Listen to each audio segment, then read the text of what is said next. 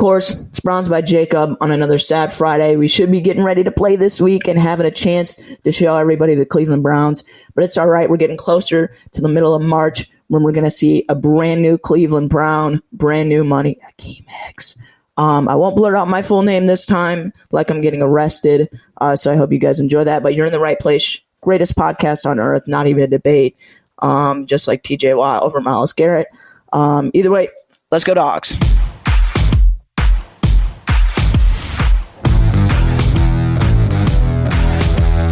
Welcome to the Dogs Podcast with your hosts, Blake Reneker, Zach Kopp, Justin Charles, and Josh All.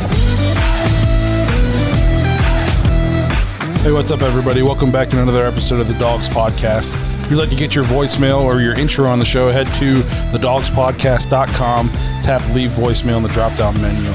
As Jacob said, Browns didn't have a game this week. It's not going to stop us from being here for the 100th time.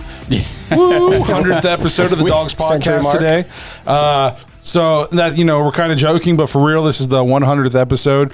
Kind of sucks we couldn't have Zach. We couldn't have everybody here today.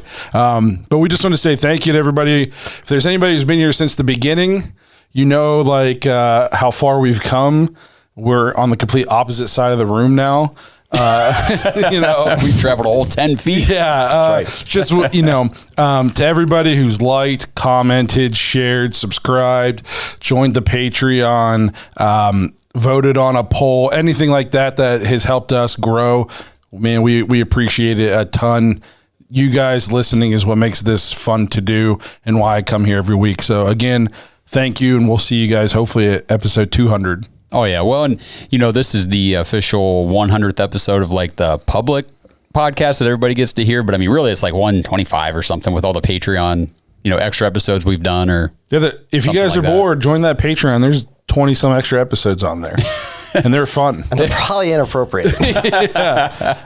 Before we get into, what we want to talk about today, remember to check us out on Facebook, Instagram, Twitter, and TikTok. If you're watching on YouTube, please like and subscribe. Make sure you tap the notification bell so you never miss a new episode. You can also find us on Apple, Spotify, and Google if you prefer to just listen. Lastly, as I mentioned before, if you're looking for more content, head to jointhedogs.com, become an official Patreon member. We have extra episodes on there. You get these episodes early. Some of the stuff we talk about on these extra episodes too. I think one of these episodes not that long ago, we talked college football. Today they want to hear us talk about movies. So we're going to talk football, then we're going to talk about some movies and stuff like that. Well, there's quite a few times that we talk about stuff and then we turn everything off and we go, we should have talked about that on the main episode because it ends up being really good content. But yes. So I guess that's the perk of the after hours. That's true. Yeah. So if you're looking for more than just, what we think about with the Browns, if you guys, first of all, we're all big nerds. So if you like Marvel and DC and comics and Star Wars and all that, we get into all kinds of random stuff on the Patreon episode. So if you guys are into that kind of thing, make sure you check it out. Jointhedogs.com, become an official Dog Pack member. So today, we're just going to kind of go through some Browns news and maybe a little bit of league news that's popped up in the last week. First one that we wanted to touch on was the Browns have been linked to Falcons wide receiver Calvin Ridley. They haven't let him go yet, but they're looking to trade him. How's that work? I mean, I think that was kind of they're talking that he's going to probably get moved. Okay. I think Atlanta's they're both probably trying to go their own ways. And the Browns have been linked to him. I've seen by more than one source has said this. What do you guys think? Do you think we should go after Calvin Ridley? You go ahead. We definitely need wide receiver help in a bad way. Correct. So it's kind of nice whenever a big name like Calvin Ridley, super talented, high potential, young, still on his rookie deal. Whenever that kind of name becomes available, there's an opportunity there. It's interesting. It's intriguing. But what he did this past season with the Falcons does throw concern. So they don't seem like they are overly, they're still paying him and stuff like that. Mm-hmm. So it doesn't seem like he's rubbed them the wrong way. I don't know why he stepped away. If it's because he's tired of being in Atlanta, was he really having outside issues? Right. The Browns would need to do their due diligence. Yeah. for sure. So At least, and I don't know, maybe the reports have come out and I just haven't seen it. I don't know if you guys know any more about it, but whenever that whole situation was unfolding, it kind of seemed like there was some outside, maybe like personal life situation stuff going on. He needed to step away from the team. And that was kind of all that was said, I think. Am I missing something?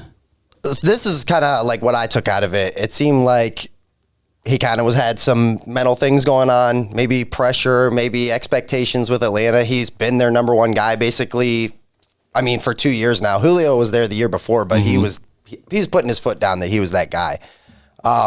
So, I mean, with Calvin Ridley, the guy's probably one of the best route runners in the league, like top 5 route runner, super talented, like you said, could be a super solid number 1 on our team. But for me, just kind of feels super risky. I mean, I like Blake said, maybe do diligence to it, talk to him, see what's going on, talk to Atlanta. But like, for me, you're probably going to have to give up maybe a number 1. I mean, maybe a second round. I don't know. I'm not sure like what his market's going to be. It depends on how many teams want him. I mean, he's a stud, but does he want to be in the NFL? Does he want to be a receiver right now? Again, it all goes down to, you know, what you find out about the behind the scenes issues. But going back to 2020, the dude had 1,374 yards, 9 touchdowns, averaged 91.6 yards per game. He's a stud. He's a stud, bro. Yeah, he's number 1. I'm doing my homework on him, obviously, but I'm getting I mean, if it's an option, I'm getting him. What you said at the end there, Justin, though, is a very good, I mean, that's probably the main question. Does he want to be in the NFL? I think that's if that answer is yes, then okay, let's keep moving forward with some investigation here and figure this thing out. If he's frustrated with Atlanta, then come to the land of frustration. Well, hey, he's probably not the only one. I'm sure Matt Ryan might be stepping away from the game here pretty soon. We'll see. Matt Ryan's a name that you got to remember too, because you know you just read his stats and you're saying how much of a stud he is. Well, he's also got a reliable quarterback throwing him the ball who racks up yards and touchdowns every single season. Garbage time. Well, but even when it wasn't garbage time, when the Falcons were good, I mean, Matt Ryan was still a lot of yards, a lot of touchdowns every year. He's been a league MVP. Yeah. Should have won a Super Bowl. Yeah, sure. Yes. So, you know, with a situation at quarterback in Cleveland, it could be a different story for a guy. I mean, we saw Odell. I mean, obviously has had no problem putting up stats and doing things with the Rams. That is such a touchy subject. I know it hurts to say, but I'm not gonna lie. I'm rooting for the Rams because I still like Odell, but man, it is tough watching him catch touchdown passes and throw 30-yard passes and all in a playoff game for a different team while we're at home. That sucks. He looks very, very intense. Like I was watching him, I'm like, I never saw him that super. Like, hey, we're about to go on a run, and I think they're probably going to go on a run. They got a tough one, but Tampa Bay's all banged up now. Yeah, their line is super banged up. I'd rather play Tampa Bay banged up than San Francisco right now or Green Bay. Yeah. But no, that got a little off topic. But good for Odell. Yeah, but I mean, just Calvin Ridley. If everything checks out, if they can check off the boxes, the concerns aren't there anymore. Yeah, I think Browns kind of take chances on guys like these. I mean, look at a Kareem Hunt. Look at a Malik McDowell. Do you think it would take a number 1 to get him? I think that's what they're going to ask, bro. I don't know if they're going to get that. Because I'm thinking though, like DeAndre Hopkins only went for like a second, right?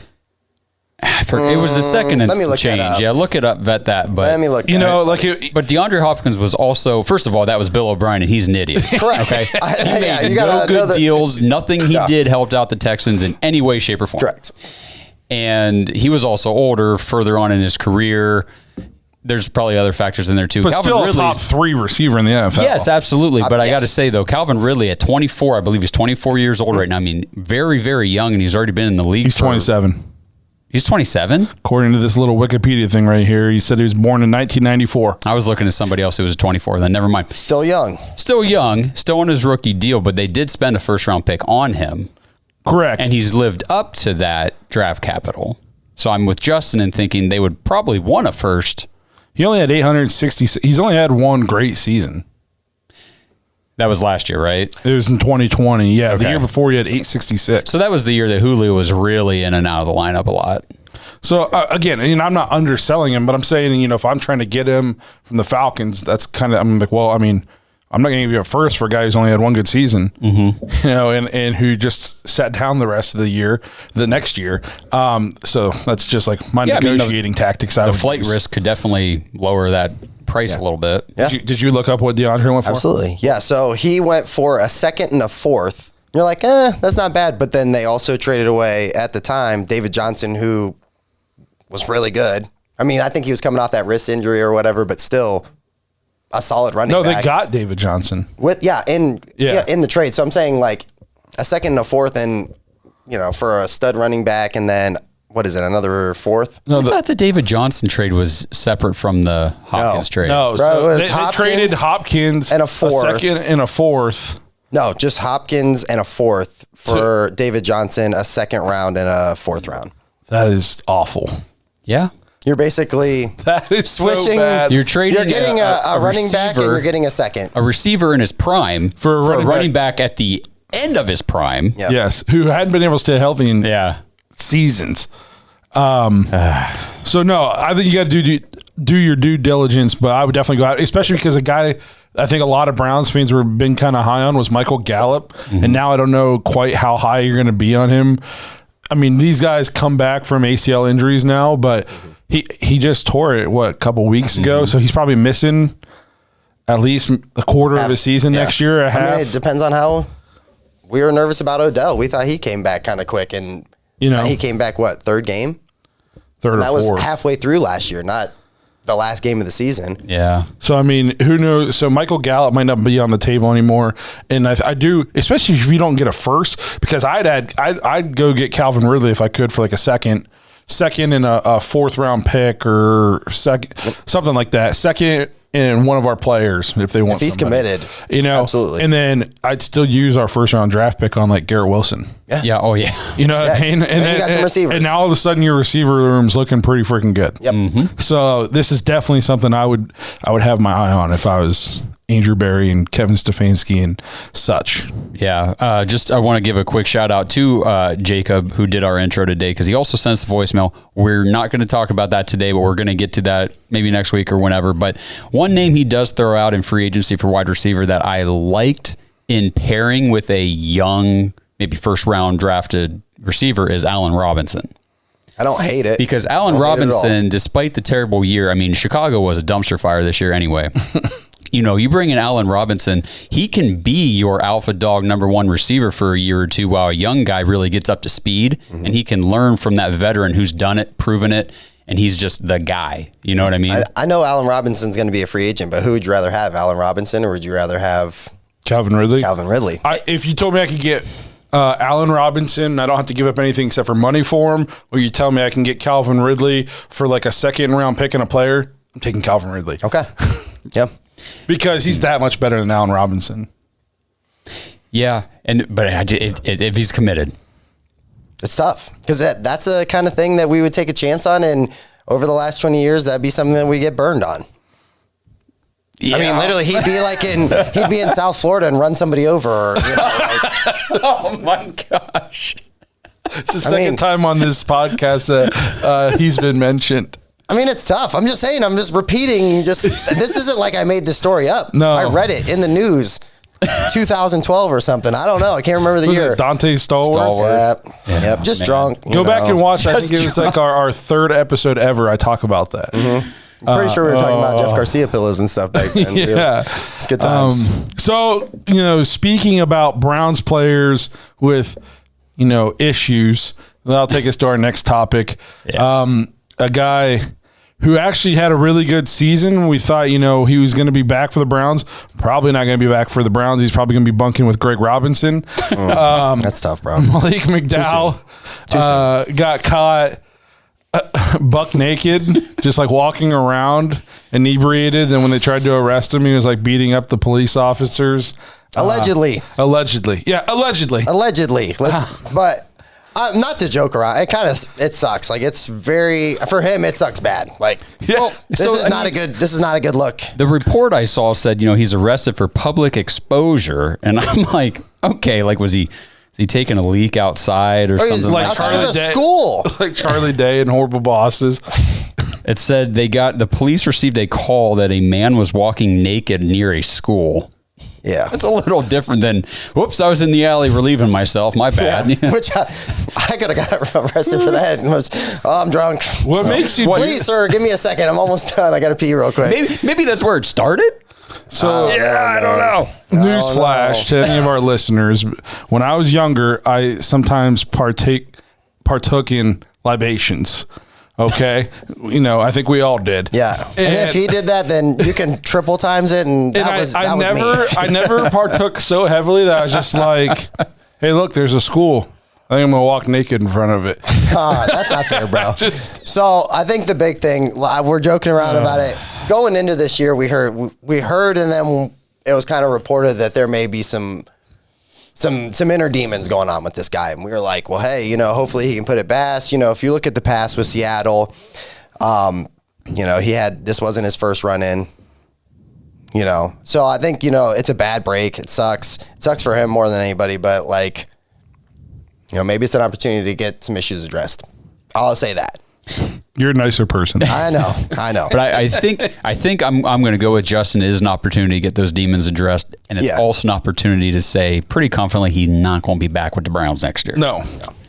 Which sucks because he played well. God, good year. I thought that we had kind of solidified his spot. I was like, oh hey, that's one thing that we won't have to worry about next year. That's one guy that was such a pleasant surprise in a year where there were so many disappointments. Yeah, so Malik McDowell this year had 33 tackles, 3 sacks, 7 tackles for loss, and 1 fumble recovery. Sucks. I will say this. I was joking, but and these guys are adults, so they shouldn't have to be babysat.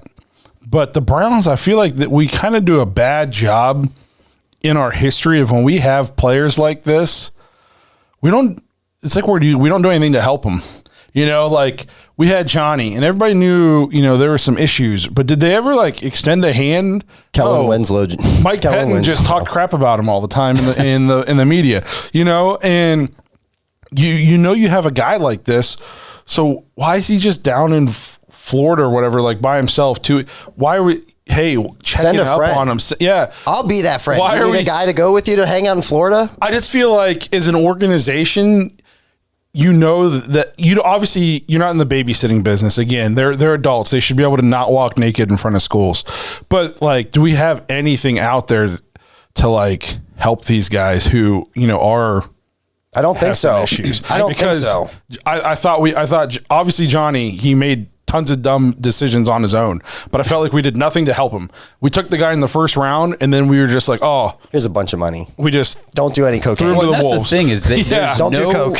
What sort of programs or regimens do these guys get put through when they get drafted to say, okay, now here's how to be a responsible adult with your money?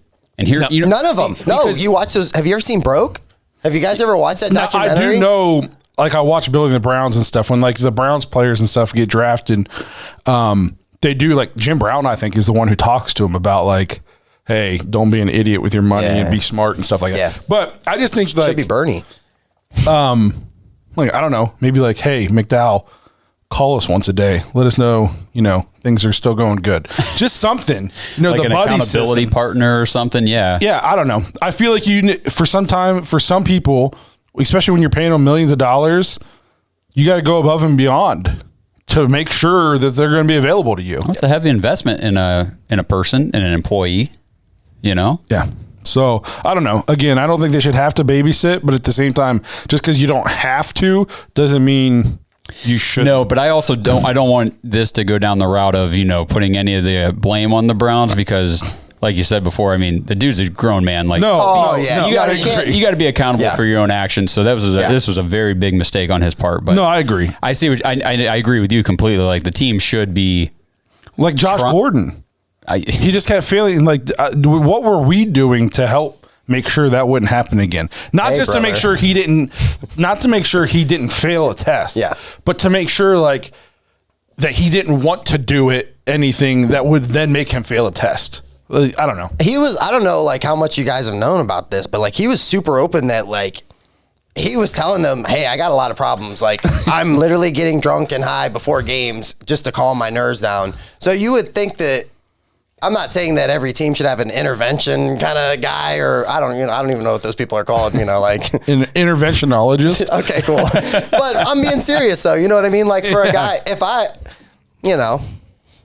don't know. And some of these like backgrounds are tough. You know what I mean? Like this is their opportunity to get out. This was their one big break. And I'm sure Josh Gordon's still good. He made good money while he was in, but and he sold some cars. I'm sure he made a commission. But it just sucks, But yeah, so I don't know. Maybe the Browns do have that stuff and it just didn't work. I don't know. That was just something I thought of off the top of my head. Like when I think about Browns players with histories of issues, they come here and it almost always seems to continue. They get drafted, Anthony Callaway, and then they wreck their motorcycle in the parking lot, and then they go to prison for way worse than that. I will say that you mentioned Kareem Hunt earlier, though.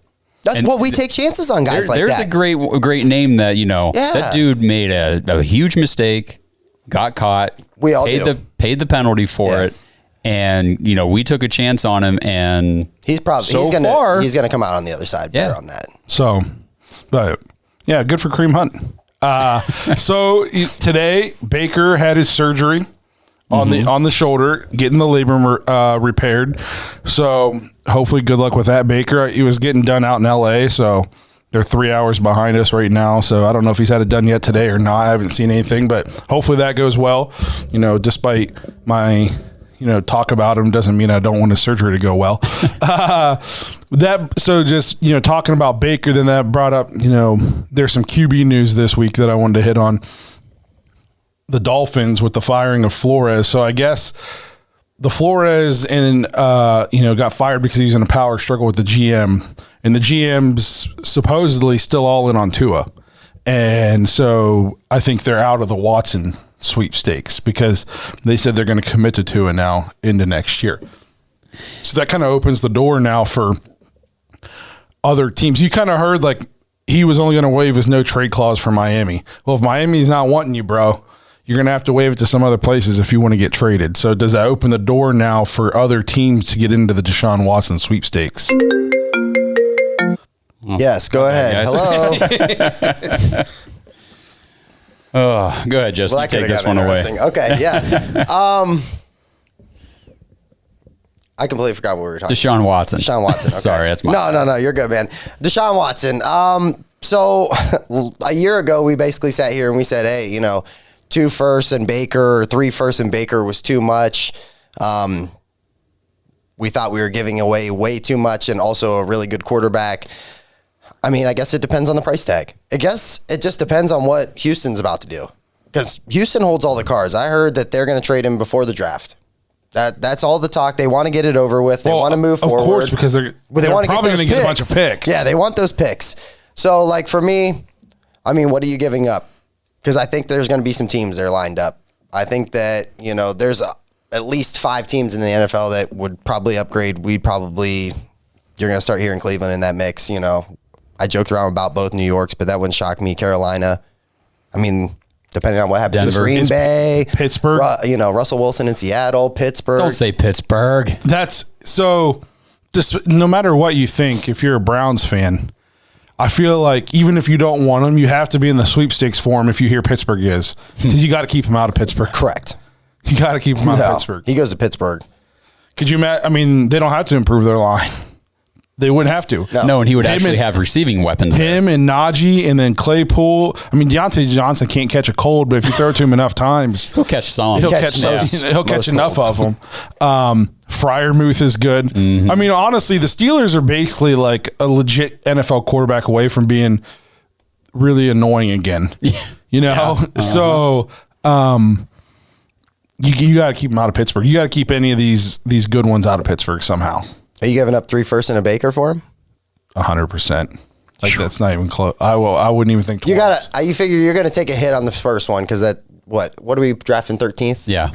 That one kind of sucks, but I mean if you bring Deshaun Watson to Cleveland, the next and they build around him, potentially be in 30, the 20s, 32. 30. Yeah. But no, Yeah, I think you can build a good enough wide receiver core for Deshaun Watson with free agency. There's so much. Well, and and later in the draft too. I mean, there's so many receivers. There's so many receivers. It's so deep. Yeah. Guys in the Patreon are huge on this guy out of Kentucky. Wandale. Yeah. He's probably going to be there in the second. Think about like the Lions got Amon-Ra St. Brown in like the 4th, I think. I mean, you can get guys later in the draft. And our receivers would look. Like I said, I saw this stat today, and I sent it to you guys. So speaking on our receivers, okay. A lot of people, they were down on Stefanski this year, but with play calling, blah blah blah blah blah.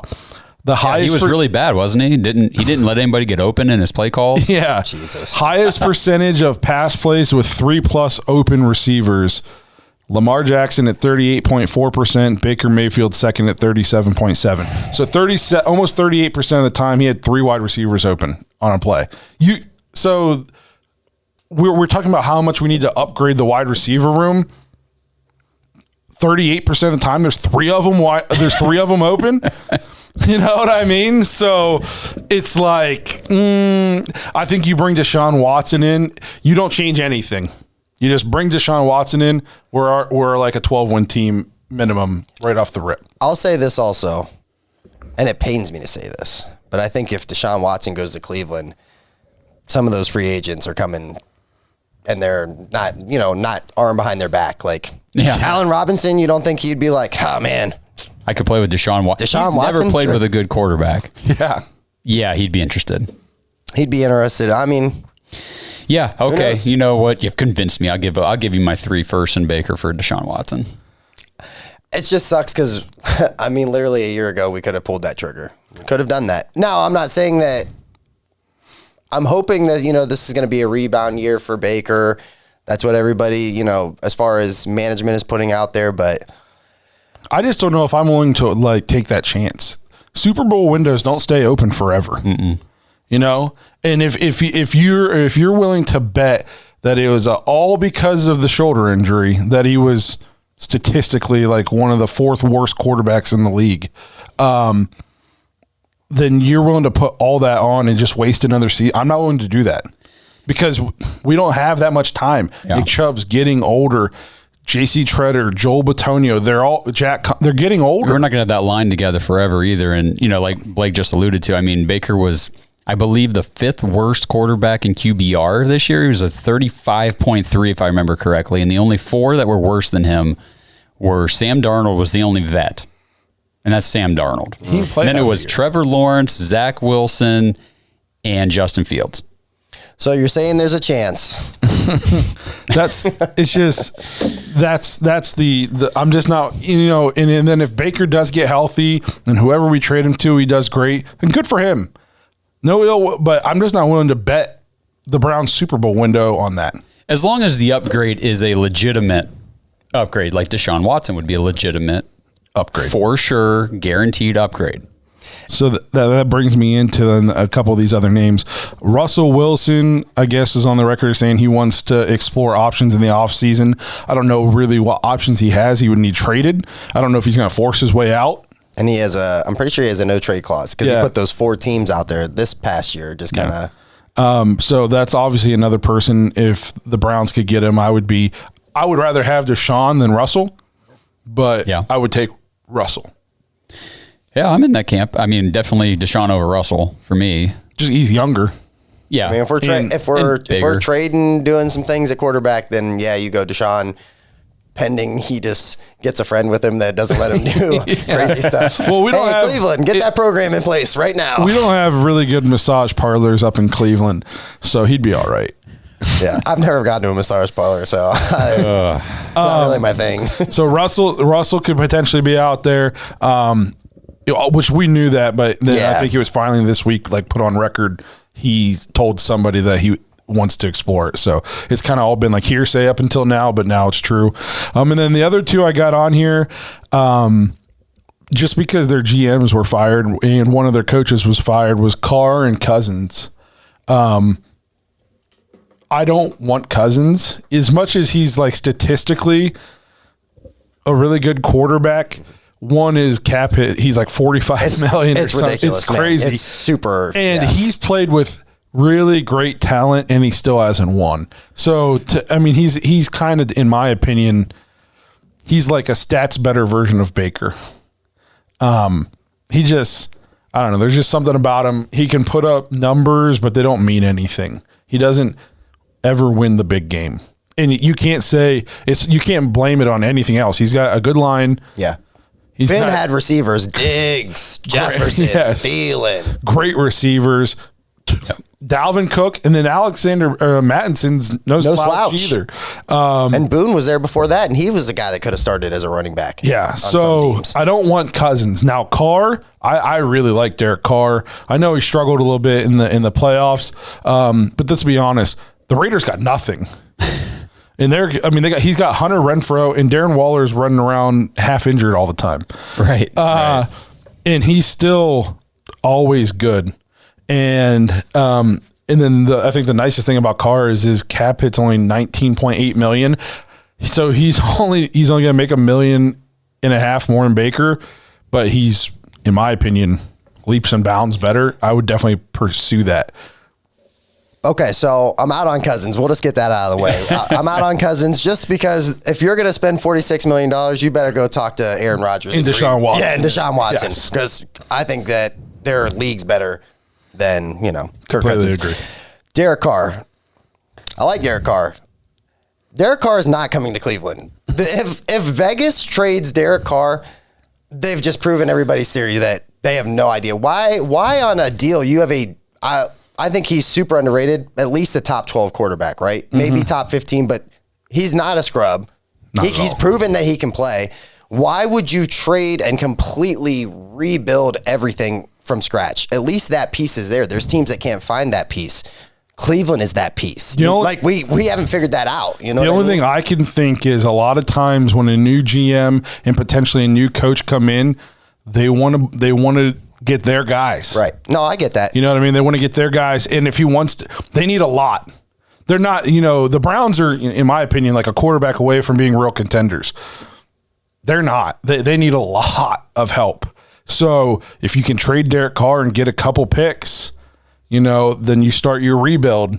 It's just funny you say that, but yet the Raiders beat us and made the playoffs this year, and we didn't. They barely beat us, bro. They barely beat us. I know. They might be the most surprising playoff team in the last 10 years. What, just with everything considered? The way the whole year? Yeah. It sucked. The fact that they went and the Chargers didn't go? Yeah. That was kind of... They beat the Chargers talent. If you look at, they don't have anything. No, it's bad. Derek Carr. He drug them to the playoffs. There's nice pieces here and there, but I get what you're saying. Where there's a lot more missing pieces than there are pieces. Yes, but you have that piece. Yeah, you that's have a the big quarterback. piece. I just don't understand that. And even in a year where the draft, to me, I look at the draft and I'm like, eh. No, receivers and stuff. It's good. It's just terrible. Yeah. It's not a good. Yeah, not a quarterback one, but. And at this point so far, you look at last year, didn't turn. It's only been 1 year, but last year's quarterback class didn't blow anybody out of the water the way that the Herbert and Burrow class did. Don't get me wrong. I'm guessing like Aaron Rodgers or Russell Wilson or Deshaun Watson, if they want to go play in Vegas, I'm guessing Derek Carr's out. Yeah, they'll make it happen. They'll figure it out. They'll be like, hey, we'll pay that extra $20 million. It's all good. Don't worry about it. But if you don't really have a lot of options and then you're not going to get a quarterback back that's going to replace that guy, it might just be the next GM that's about to get fired. I just think for the Browns too, we got to find a way, at least in my opinion, don't hate me, we got to find a way to upgrade. If you look at the teams remaining in the playoffs right now, what do they all have in common? Yeah. They're all above average quarterbacks. You think Jimmy Garoppolo is an above average quarterback? He's right on the borderline. When he's healthy, I'll tell you what, man. He's made it to a Super Bowl. Don't get me wrong. I know it's built on the run game and the defense, but sometimes I watch Jimmy G play though, and he plays really well. Then there's other times in this game where he throws the worst interception ever. Yeah. But he's probably the worst one left. Mm-hmm. But then they probably have the strongest run game, I guess. But Joe Burrow, you can't tell me you watch Joe Burrow play and you think him and Baker are playing the same game. No. You know what I mean? Joe Burrow has ascended. Joe Cool. He's here. He's here for a while too. And you can't watch Mahomes and think him and Baker or Josh Allen. Josh Allen. You know what I mean? I watch these other teams and it's like they're playing a different sport. And it's just like, and if Pittsburgh makes a move for one of these guys, how are we going to go into a season when, let's just say say they get Deshaun's in Pittsburgh, Lamar's in Baltimore, and Joe Burrow's in Cincinnati. Come on, guys. Yeah, I think a lot of people, it's still so fresh. This season, it's still not over yet. We're still in the playoffs, but the Brown season is over. And I think that when Baker's going to come back from the injury, he's going to be okay. We can still compete in the division. People are forgetting that throughout the offseason, these other three teams in our division are going to make upgrades. Yeah, the Steelers are not coming back next year with Mason Rudolph at quarterback. It's just not going to happen. They're gonna land a stud. Look at the Bengals. The Bengals. Blake, you said last week on the After Hours. They're still playoffs. There's still a chance they go to the Super Bowl. They could be a Super Bowl team in our division next year. You don't know that yet. So, and here's the thing too: is I think even after Baker's season last year, we all thought coming into this year, at Baker's best, he's a top 15 quarterback. Okay, probably like in the 10 to 15 range, and that's if he's playing at his absolute best. That's not. If Deshaun goes to Pittsburgh, like, the 1, 3, and 5s in our division. So, 15's not going to cut it. And that's it when he's playing at his absolute top all the time. You know what I mean? Like, I don't know. If you still think that is like the kind of play that's going to take us where I just can't help you. I don't get it. Well, that's I guess that'll wrap up our weekly quarterback segment, which I'm sure we're going to be doing throughout the offseason here. So. Yeah. So we have, last year we did the Mad Dawg Awards. Yes. So we're going to redo them again. But before we get into the categories and all the nominations, I want to remind you guys to check out Symbol. You guys are going to go to... Let me tell you here in a second. Dogs.symbol.app. Okay. Very complicated. We are. Listen, I said the old one so many times that it's getting really hard. I can't get this new one down for some reason. Dogs.symbol.app. They got a new interface. It'll kind of take you step by step how to set up your account. Use promo code DAWGS, DAWGS. You get $10 free plus your deposit's 100% refundable, up to $500 for your first 90 days. Jump in, buy shares of stock in a team. As their price goes up and you sell, you're going to make money. You also get an instant cash payout every time that team wins, depending on how many shares you have. So if you have 10 shares, that's 10 cash payouts if that one team gets a win. So check it out, dogs.symbol.app. What's their new contest again? I forget. You told me about it last week. Well, I'm pretty sure it's kind of all for naught now because you had to pick all the playoff matchups correctly. So that kicked off last week. So hopefully if some of you guys got into that, hopefully you guys are still alive. So dogs.symbol.app, play the stock market for sports. Check it out. 100% risk free. You put in your money anywhere from $1 to $500. And if you don't like the way it's going, you just reach out to Symbol and they'll send you all your money back. So if you're interested, now's the time to try it. Use promo code DAWGS, DAWGS. Yep, Browns fans, we are on to the divisional round of the NFL playoffs. And why don't you go ahead in the comments right now, just drop in who you're rooting for at this point. Teams are, we cut them down last week. We got a few left, so let us know who you're rooting for. DraftKings Sportsbook, an official sports betting partner of the NFL, is celebrating with a huge odds boost for new customers. Counting down to Super Bowl 56, new customers can get 56-1 odds on any team. Bet just $5 and get $280 in free bets if your team wins.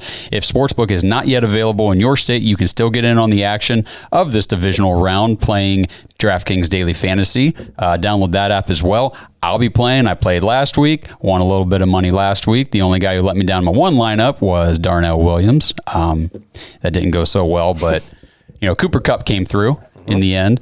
But everybody can play for huge cash prizes. Get in there. DraftKings giving all new customers a free shot at millions of dollars in total prizes with your first deposit.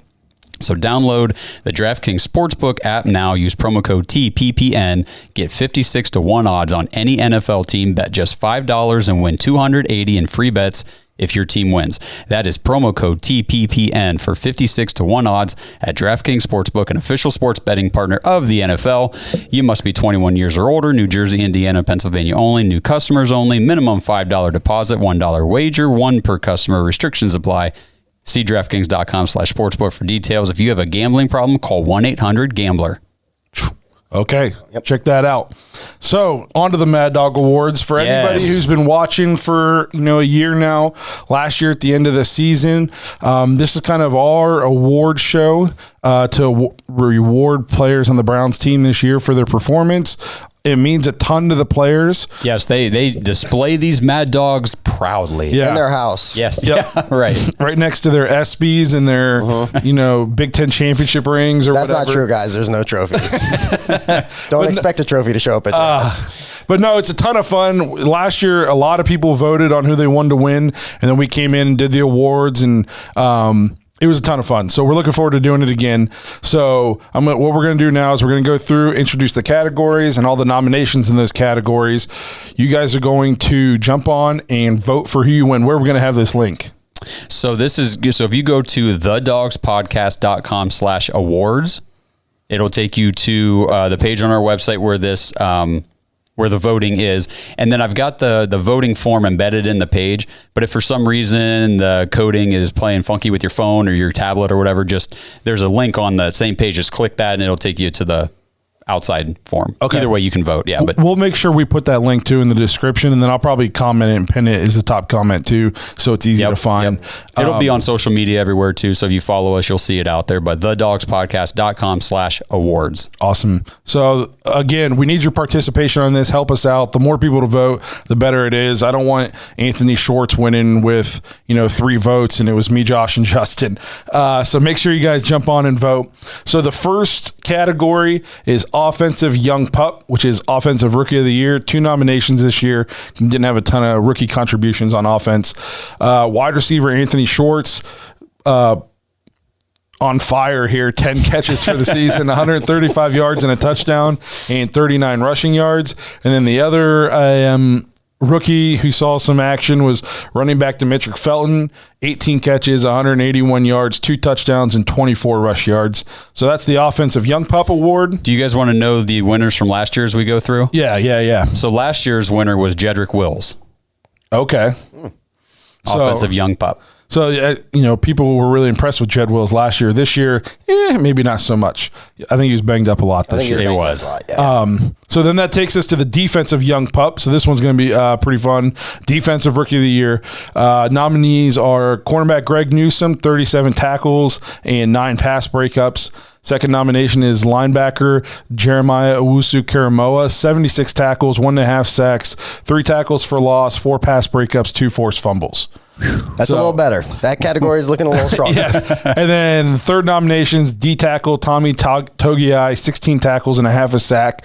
I think it's going to be a 2-man race. 2-horse race here. Yeah, for sure. And JOK filled the stat sheet, but Greg Newsome was a beast. I was going to say, I thought you were going bias mode there. No, I I was kind of thinking about this on the way up when I was driving in. Like, I don't know who I'm going to vote for yet on this. It's fair. Greg Newsome showed why the Browns are so enamored with him in the first round. It's hard to put up a ton of stats if people don't throw at you. It really is. You know what I mean?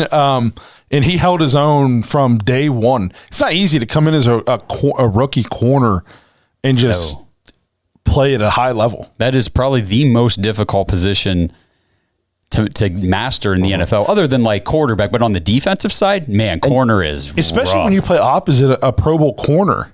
You'd think people are going to pick on you. The OC's going to be like, hey, this is the guy we're going after. Yeah. We're going to pick on him. Yeah, who are you going to throw to? The rookie or Denzel Ward? Right. Yeah. Yep. Or the Warden. He's a great open field tackler. He covered he was impressive. But then you got JOK, who you couldn't watch a Browns game and not just be like, holy crap, this guy's awesome. 28 is everywhere. Yes. Yeah. Yep. So for reference, last year's winner of this award was Jacob Phillips. Okay.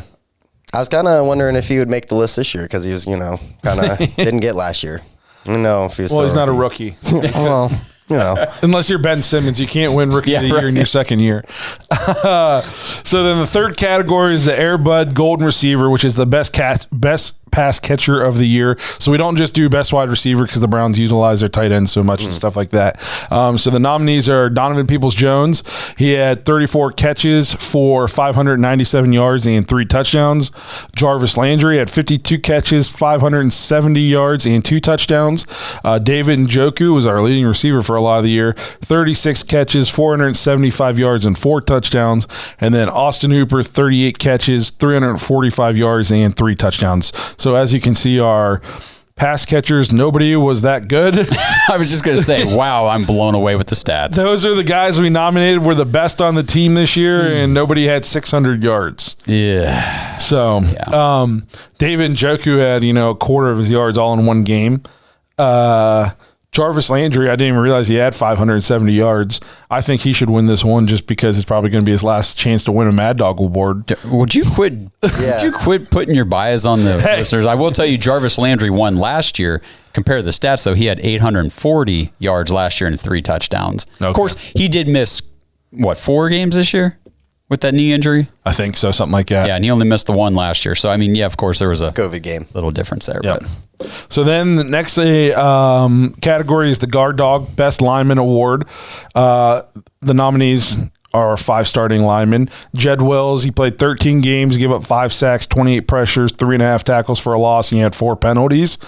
Joel Bitonio, Pro Bowler Joel Bitonio, played 17 games, only gave up 2 sacks, only gave up 17 pressures, 4 tackles for loss, and 3 penalties.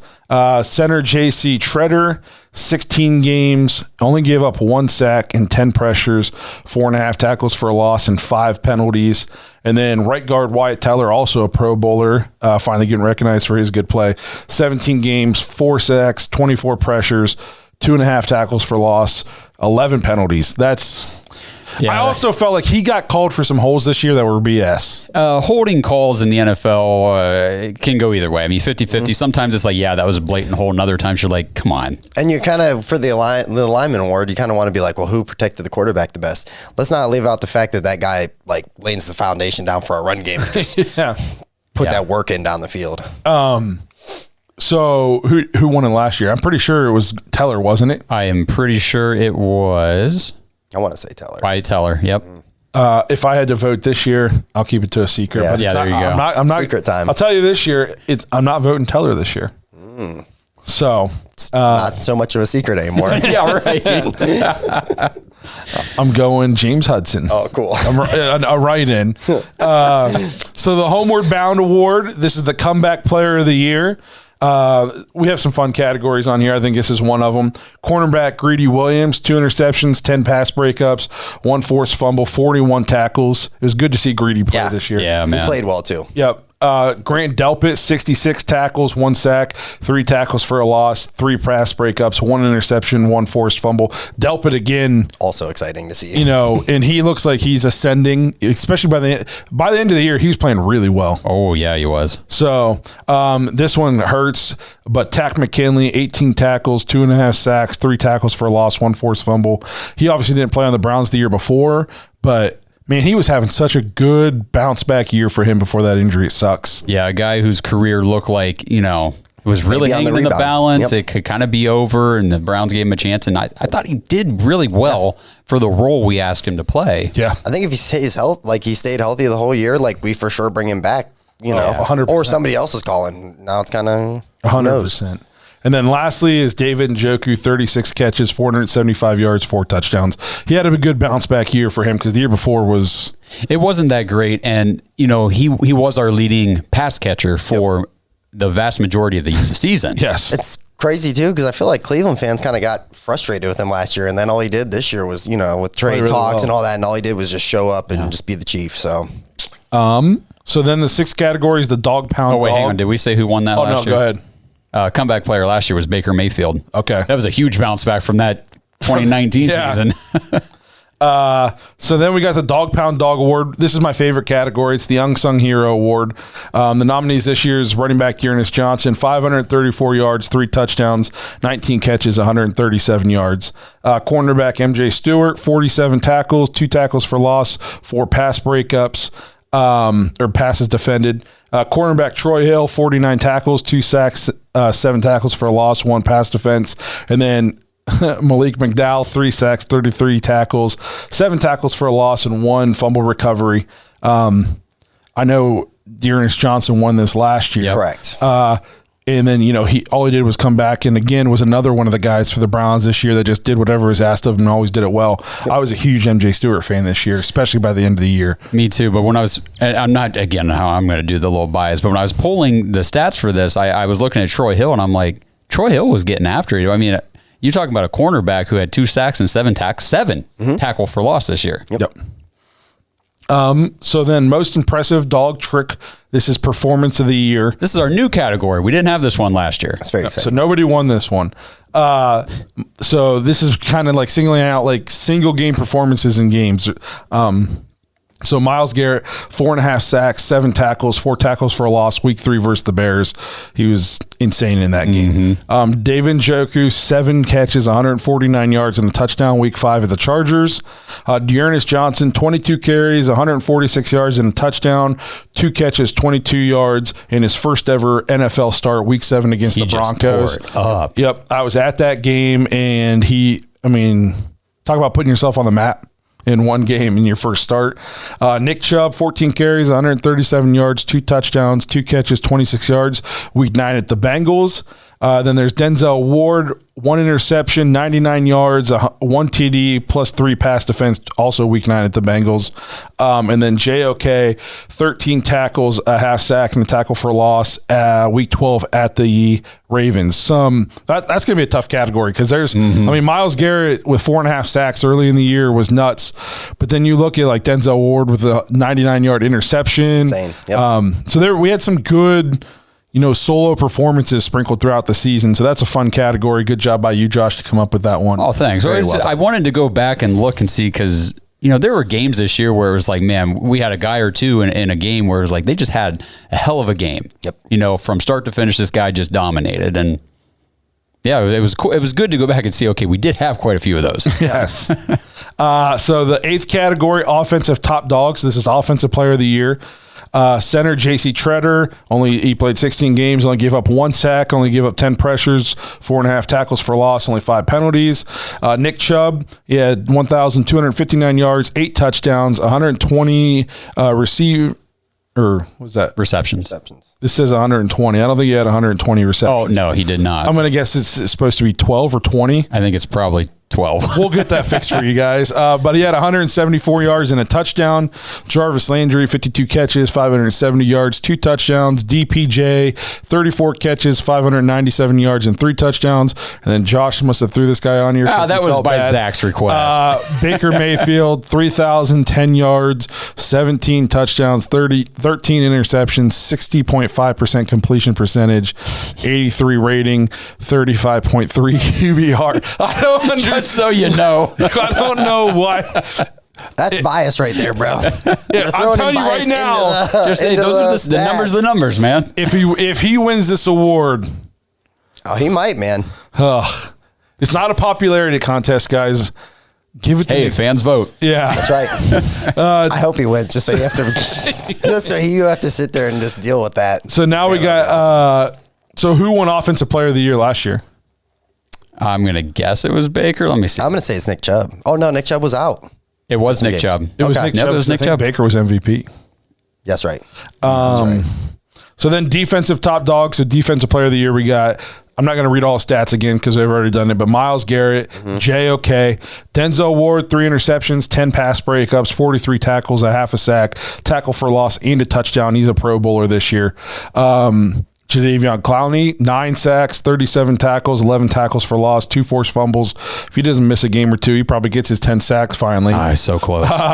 John Johnson, 3 interceptions, 5 pass defense, 1 forced fumble, 61 tackles, a half a sack, and a tackle for loss. And then Anthony Walker, pretty sure he led the team in tackles with 113, 1 sack, 2 tackles for a loss, and 2 pass defense. And that was with missing some time. Yeah. He's a tackling machine. Yes, he was. That's a tough category.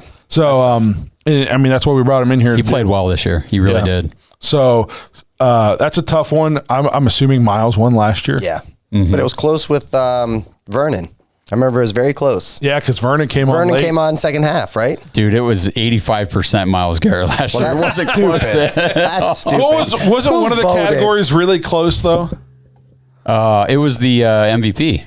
Okay. MVP was like a vote or two won it for Baker.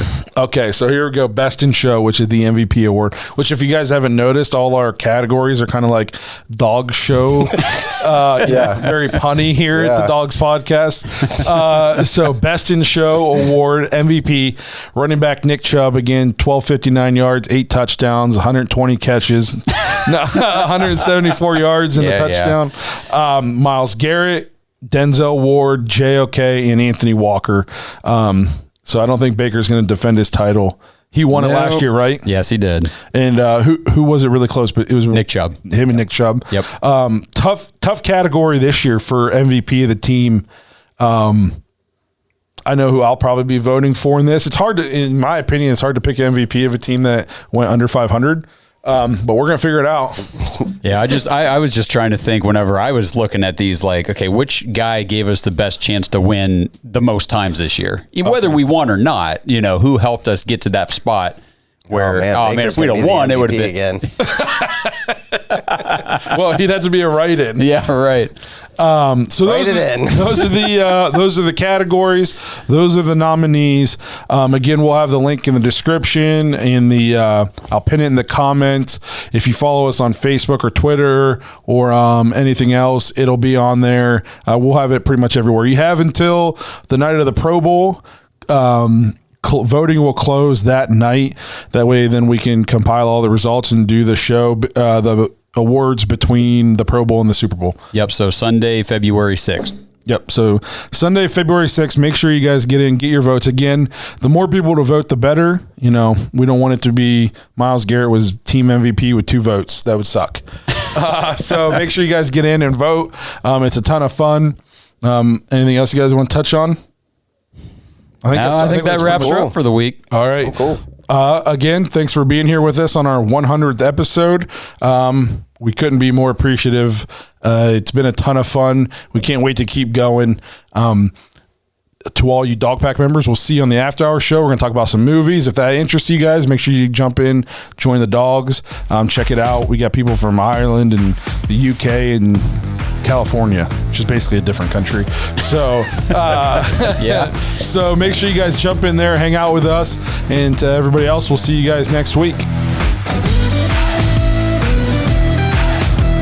Thanks for listening to another episode of the Dogs Podcast. Make sure you subscribe to our YouTube channel and follow us on Twitter at the Dogs Podcast, and become an official Dog Pack member and join thedogs.com.